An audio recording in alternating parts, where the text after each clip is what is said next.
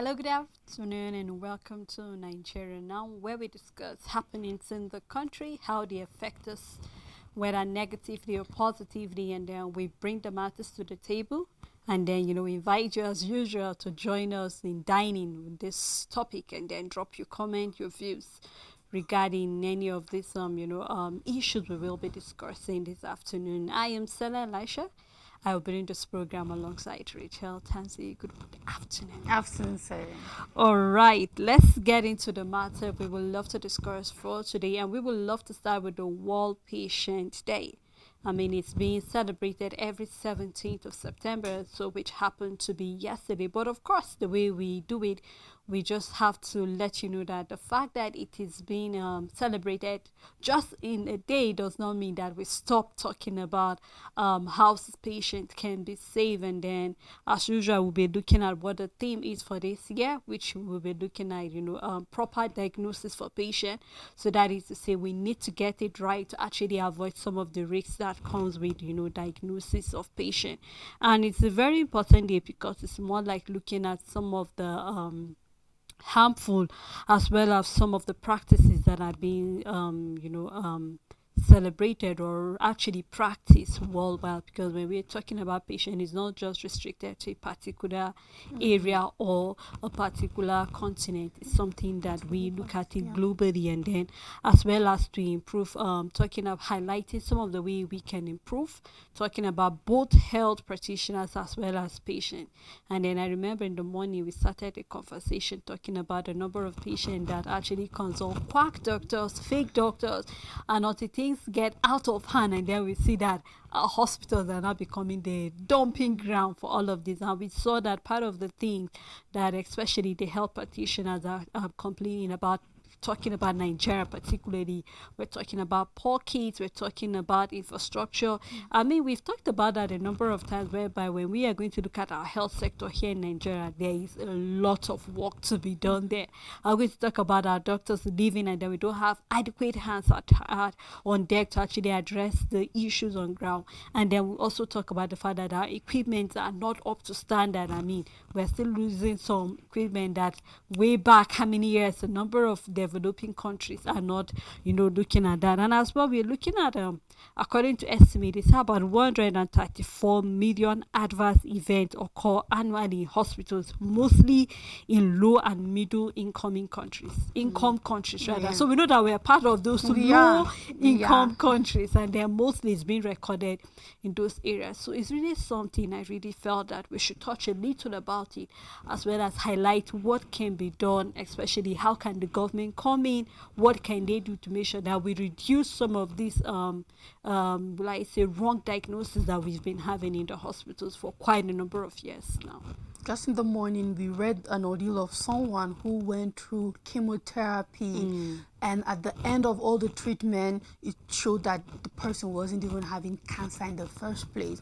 They have just been a victim of wrong diagnosis, and then you can't just imagine someone going through such experience. Now the person don't only have to heal from the damage that these chemicals have done in their body, but also have to heal from the trauma of being treated in an unsafe manner. So that I know that we might not have the rankings of what country is stopping when it comes to the lack of safety of patients in hospitals and the medical sector, but I believe that Nigeria will be topping it, because when you look at some of the negligence we have in the health sector, it is a very alarming one, because we've seen since 2023 down to this year 2024, we've been seeing a number of cases on the paper of missing organ. If you know you had an open surgery, you should go and check, your kidney might be missing and all of that. These are all things that are related to the safety of patients that we have failed to safeguard it. And it's not about playing the blame game or pointing fingers at some direction, but by now I love to do that. We will appropriate brains to, okay, who will take the percentage? I'm going to give 80% to the government of Nigeria for failing to secure that, because there's little or nothing. You will not intentionally, Sele, go and consult with a quack doctor, because If you know, why would you go? You are facing a potential risk of having cancer, and you know you need a professional, you need an oncologist to go and look out Into at that, you. of course. You won't go to a doctor that is not qualified because you want to live. You are facing here a danger of a system that have allowed a quack doctor to operate. There are hospitals out there. When you see a hospital, you want to believe and trust that, you know what, this hospital have been licensed, this doctor have gone through the training, and they are existing because they are allowed to exist. You are not the one to approve what hospital is in your community or in your state entirely. So when we want to sit down and say, where is this problem coming from, we have an organization, we have a body. We started this conversation in the morning.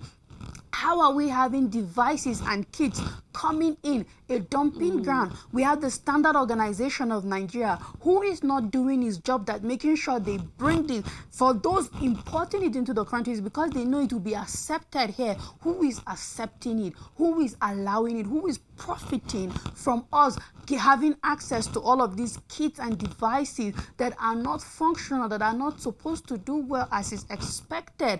I don't know any medical thing. So when I go to a hospital and I'm being asked that I'm supposed to, a device is supposed to be used on me, I am trusting that the hospital know what they are doing, because I am not a doctor. I don't know anything about medicine. I am going to an institution having faith that they know what they are doing. And when they fail you, there's little or nothing that you can't even point a finger to a patient when it comes to health, and especially if that person got a wrong diagnosis from an accredited center, from a licensed place, from a place that have been proven and have allowed to exist in the first place. So this means that there is a need for a wake-up call, that we're sleeping. It's not only Japa. So it's not about one doctor to 10,000 patients. It's beyond that. In as much as that is a problem, because when it's short staff, you find out that the workload is too much. So when a doctor is drained, of course, you know that certain mistakes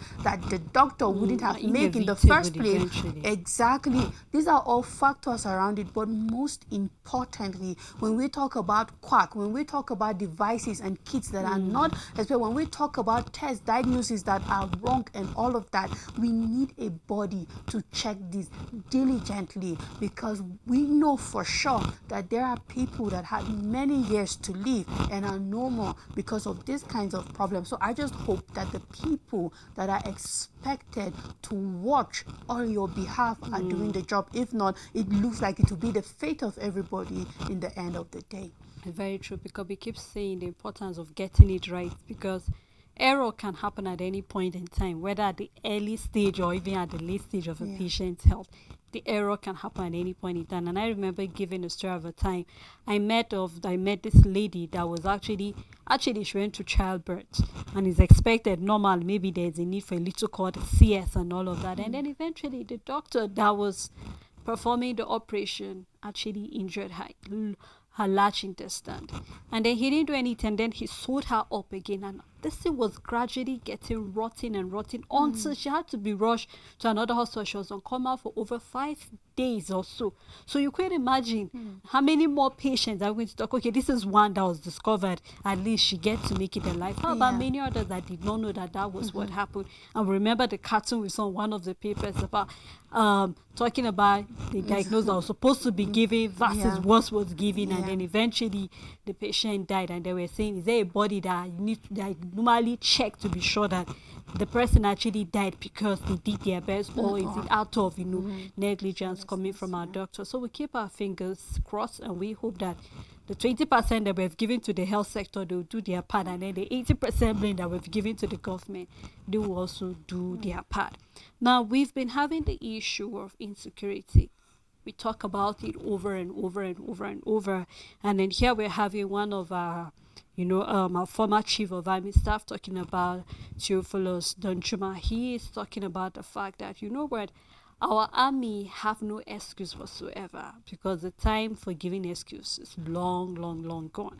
And it's high time they wake up and end the issue of banditry, kidnapping, all manner of things. I just put it under a blanket of insecurity because we've been having terrorism happening in various shapes and forms, and we've said it here.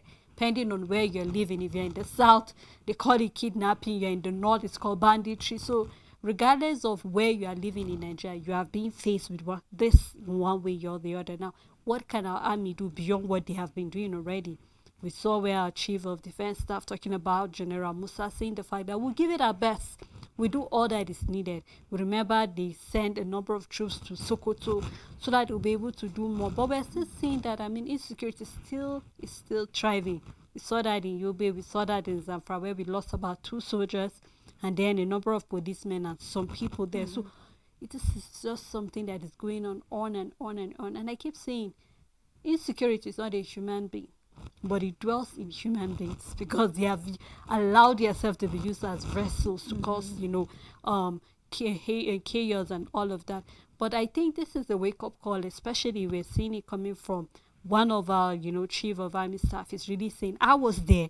And so there is a need for us to give it our best to make sure that, what, we can end this thing if we really, really mean to end it eventually.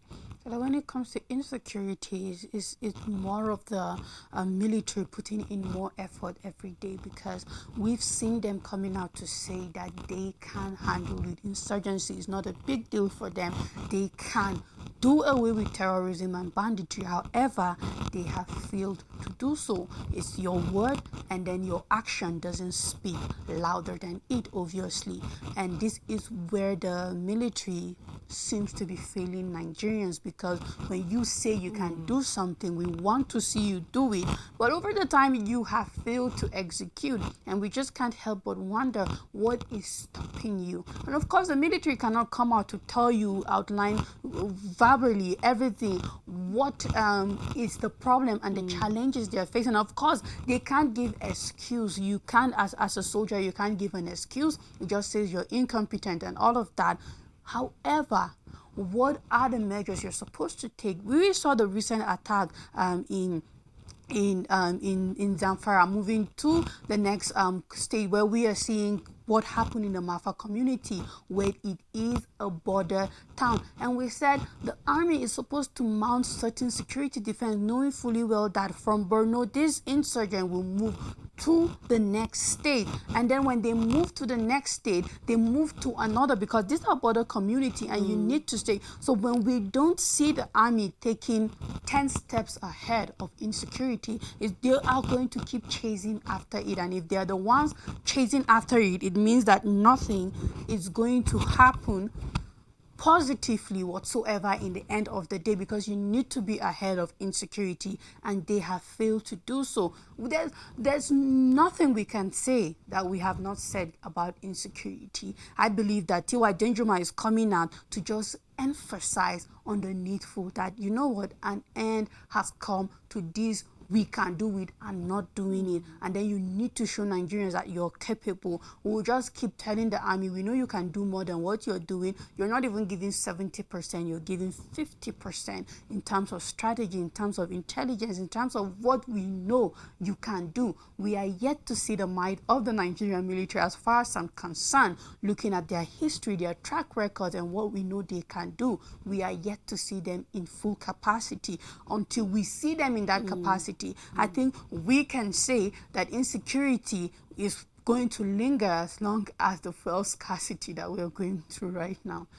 I just need to lay the emphasis that in as much as he said this during the launching of a book of one of the lieutenants, one of the retired generals there, but it's important for us to emphasize the fact that he was actually calling on all service chiefs. So that is to say, beyond the chief of defense staff, he's also talking about those in the Air Force, also talking about every service chief, as far as we have to work together to bring out unity, to bring out security, to bring Nigeria back to the peace and prosperity that we have. It's very important that we see synergy coming from all of our service chiefs. We've had a number of meetings. We've had where the Senate have called them.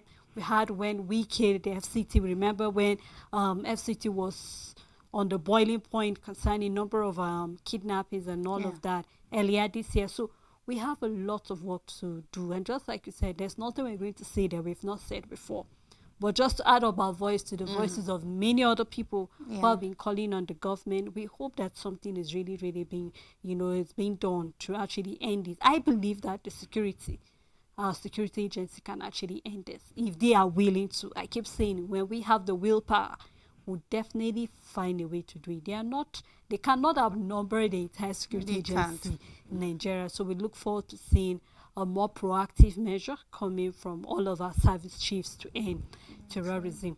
Now, just when I was celebrating, rejoicing that we're coming to the end of the year and Cameroon is not opening its dam, and then we're seeing that the federal government decided to drop the the bomb on us and tell us, you know what, the Lado Dam will be open, and they opened it yesterday. Most time we see there is mostly an alert given ahead of time.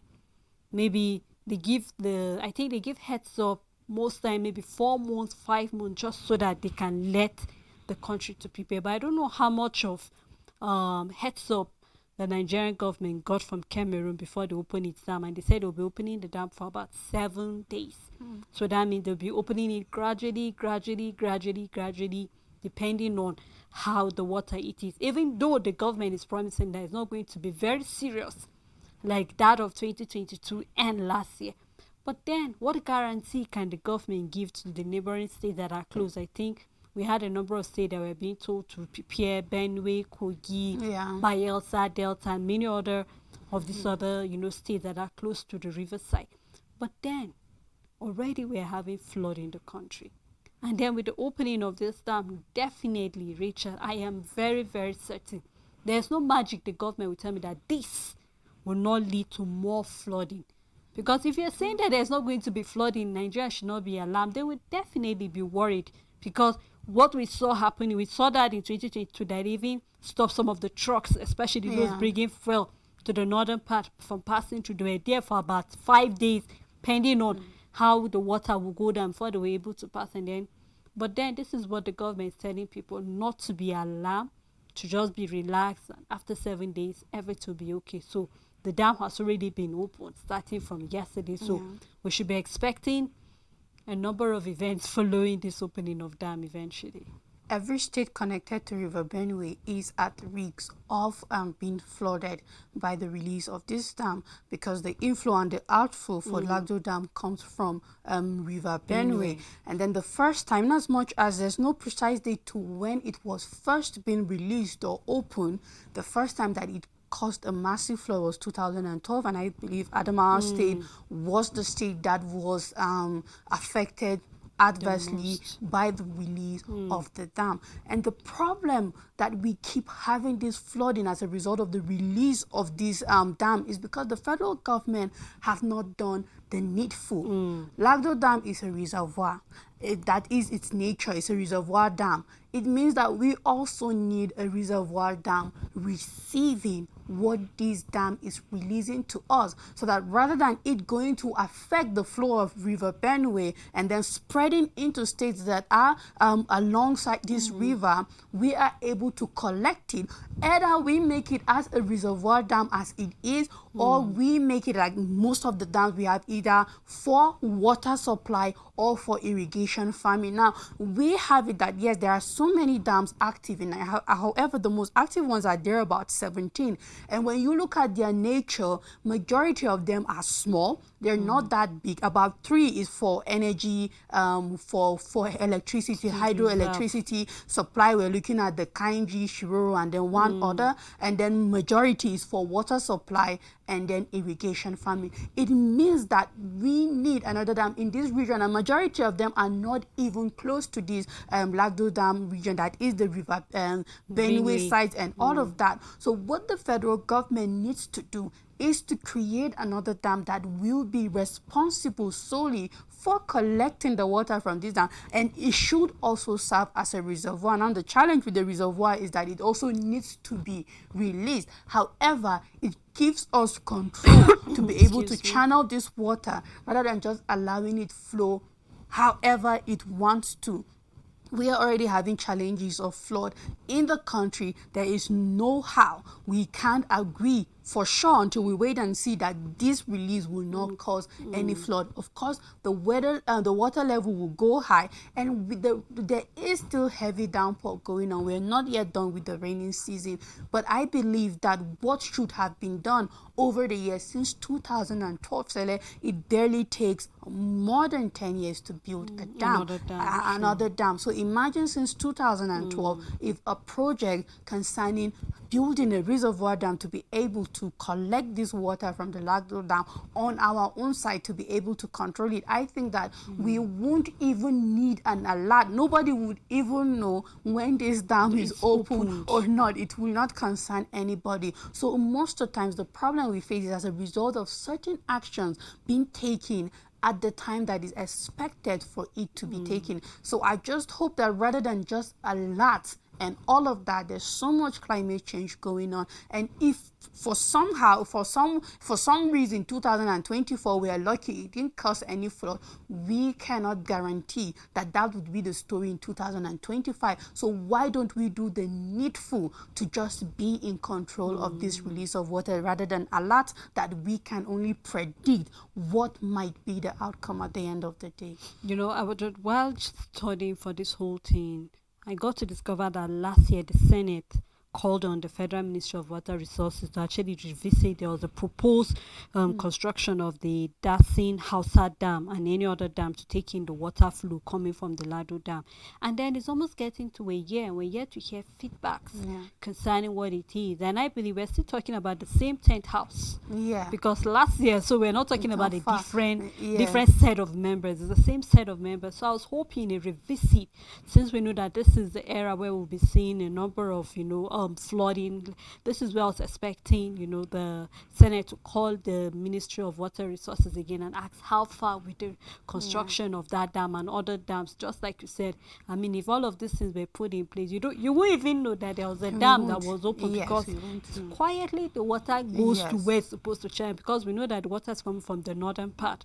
That's just like you said, around the River Benue. So whether we like it or not, it would definitely have an effect on people living there. So already the ministry has said there's not going to be a major flood, but whether major or minor, there's going to be a flood regardless. So we just hope that everybody that's living around there should please be on alert. They should try to take care of themselves if there's a need for you to evacuate. I'm happy I'm seeing a number of states are already making preparation, creating various IDP camps and all of that. So I'm happy that they're already preparing for it. But beyond preparing for camps, let's make sure that we have and do the needed thing. Let's have this dam so that we'll avoid all of this destruction of properties and lives eventually. Well, thank you so much, Rachel, for doing this with me. You're welcome, Celia. As well, thank you to our viewers and every other person that made the program a success. Till we come again tomorrow, we look forward again to doing this. Do take care of yourselves.